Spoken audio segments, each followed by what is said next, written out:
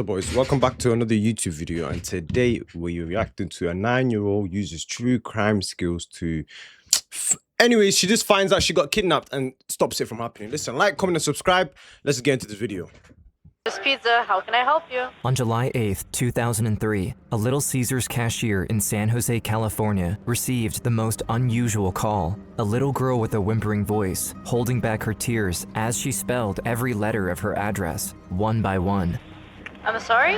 Who is this? Little did they know, she had been kidnapped and her abductor was forcing her to call them. After multiple days of captivity, this had been her only contact with the outside world. He went downstairs, came back upstairs with the pizza and was standing with the pizza box and was staring at me. And he handed me a flyer. And on the flyer was a picture of me and it said missing. Turned to me, he was like, I have to get rid of you tonight. Kidnapped, assaulted, and held in bounds, 9-year-old Jeanette Tamayo was long gone when the police finally arrived at the scene. A young girl was abducted from her home after school. The police later got their hands on some footage from a nearby security camera, but it was quickly deemed useless due to the low quality of the recording. Police have no leads in the disappearance of 9. If you lot got kidnapped, yeah, how do you think you'd escape? You see me, if I know the youth's got me, yeah, he's got me. No, and he got me. Bang! I'ma act like a bitch. I'ma act like a little bitch. No, I wanna go back to my family. I'll say, I'll do anything you want. I won't snitch. I won't run away. The guy, he's gonna have to trust me because one day he's gonna slip up and I'm not gonna run that day. I'm gonna help him, yeah? The day he trusts me and he goes, okay, untie you, just chilling here. Wallah, I'm gonna look for the fattest hammer and I'm just gonna hit the fuck out of it. I'm doing 10 toes. She immediately took a step back and ran toward the phone to call her mom, but to her dismay, the cable had been cut off. Before she had time to understand what was happening, she heard someone knocking at the door. Jeanette turned around and saw a stranger behind the screen. Scared and confused, she reluctantly opened it.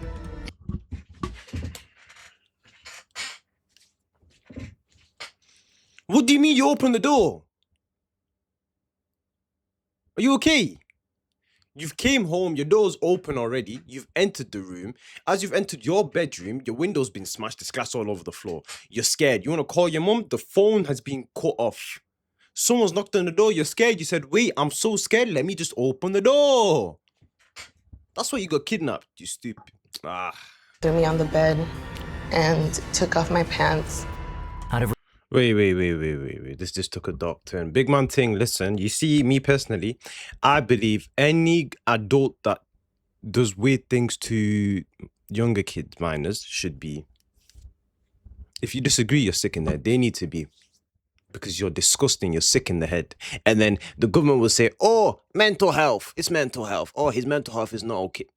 respect for Jeanette, we won't cover the assault, as it is extremely graphic. After he was done, her attacker handcuffed her and tied her legs together. He then carried her to his car parked in the garage. There, the man tried to open the door, but couldn't lift it more than a few inches before he saw another vehicle stopping right in front of the garage. From the back seat, Jeanette recognized her mother's car. My brother crawled under the garage. When it opened a few inches, the first thing I told him was to run.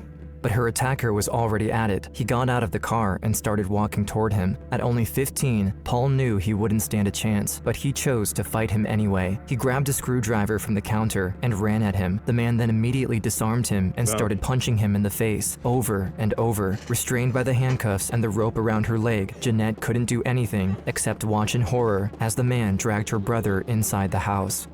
I give it to the nigga. The nigga's got balls. The nigga's got balls. If my sister was getting kidnapped, and I was 15, and I knew the nigga's gonna fuck me up, and she told me run, well, I'm running, safe. But what the fuck am I gonna do, genuinely? Like, you man are looking at me like a dickhead, what am I gonna do? I'm 15, this nigga's probably 30. You're getting kidnapped. No, leave me, no. Yeah. Don't take my sister, dickhead, don't take my sister, and he just slaps me. Get the fuck out of here, black boy, get out. I'm gonna take that slap. I'm gonna walk. I'm gonna get out. Are you mad? My sister tells me to dash. I'm dashing, bro. But me now, big man like me, I dare someone try to kidnap my sisters. I dare him. I'm gonna kidnap you. How about that? Soon as they entered, they came face to face with Roselia, Jeanette's mother. She attempted to fight the man and successfully separated him from her son. Then, Paul rushed toward the kitchen cabinet and pulled out a frying pan from it. He tried to help his mom, but once again, the man disarmed him before he could do anything and turned. My nigga, go back. Wallahi billah, go learn how to fight. The screwdriver part, calm. Screwdriver part, you got the screwdriver, he took it off you, calm. You did your thing, he bullied you. Mine, that was the first try. You got a frying pan. You know how big a frying pan is? My nigga, a frying pan's like that big. If I just whack it, ding, on your head, ding. If I'm dashing, ding. You're gonna get hurt. Man, see you on the other, ding. You're gonna get hurt, my nigga. Trust me. And you got disarmed again. On my life, if I was the kidnapper, I would have grabbed the frying pan and I would have just looked at you and said, you're a dickhead. What? Ding! Events. 30 minutes before Jeanette arrived, her attacker smashed her bedroom window and burglarized the house. He then went back to his car and waited for Jeanette to arrive. Afterward, he followed her and knocked at the door. He then assaulted. Just by that information right there, I know that is someone that they know. Could be a crazy ex-husband, a man that didn't get his way with the woman, so he's taking out on her kids.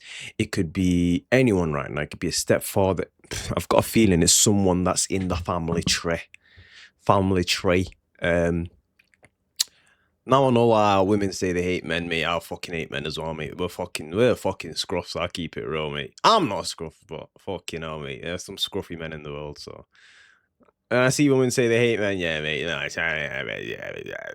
He alerted the media, hoping that, even without an Amber Alert, maybe the population would mobilize themselves anyway. That's a stupid rule, that.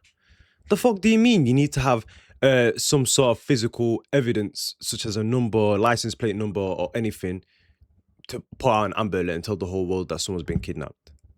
So you're telling... You know, this world, yeah, it just gets dumber and dumber and dumber. I swear to God, wallah, it just gets dumber and dumber and dumber. The police don't give a fuck. The police do not give a fuck. That's why me personally, I believe, yeah, when a crime is happening to you, handle it. Someone breaks into your house, kill him. Someone tries kidnapping your daughter, your son, or your wife, or anyone, kill him. Are you mad? You think I'm gonna wait? I'm gonna let one of my family members get kidnapped, cry to the police, wait about 6 months just to get told, oh, we're still working on it. And then 2 years later, I get told the case has been dropped because they couldn't find anything. And then I've lost a family member, and shut up, man. Anyone want a kid? Yo, I'll be so real. I'm taking matters into my own hands. God forbid anything happened to me. God forbid anything happened to my family. But if I see something like that happen, I'm moving mad. I'm gonna find them myself on some John Wick shit. Behind it was a very small room with a TV, a little window, a bed, and a bathroom. He threw her on the ground and approached her with a menacing look. After each assault, he would clinch her wrist to the shower head using a pair of handcuffs, run the water, and leave her there for a while. Like, I started to break down and cry. And What type of mental destroying shit is that? What do you mean he attached you to the shower head and said, yo, big man thing, I'm gonna come back, and he's coming, shh, and you're just there. Shh. Yo, if I ever got kidnapped, yeah, I keep it so real with, I'm violating the fuck out of my kidnapper. Where's my mom? Fuck your mom, nigga. Fuck you, nigga. Fuck you. Yeah, you know what? If I ever got kidnapped, I'm gonna start shitting and pissing all over the place, bro. Who's gonna want someone that's shitting and pissing all over the place? I dare you kidnap me, I'm gonna shit in your car, bro. Shit all in your car. That car's gonna smell like shit. I'm gonna piss in your car, shit in your car. When you pick me up, I'm gonna shit in your shoulder. Broski, I'm shitting everywhere.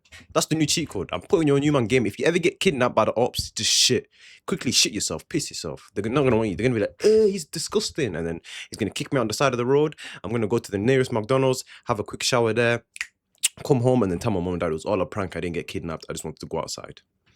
Was a missing person flyer with her face on it. He then told her that he would get rid of her tonight before leaving the room.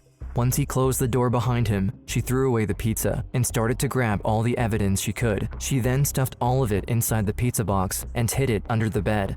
When he came back, he grabbed a pillow and started smothering her with it. Gasping for air, she tried to push her face against the side, but the man was too strong. As the lack of oxygen started to take its toll, she felt an immense rush of adrenaline running through her body, and in one final push, successfully slid her face to the side, enough so that she was able to take one last breath. As soon as 5 seconds later, after I got some air, he pulled the pillow off and he asked me, "Do you want to take a shower?" When she came out of the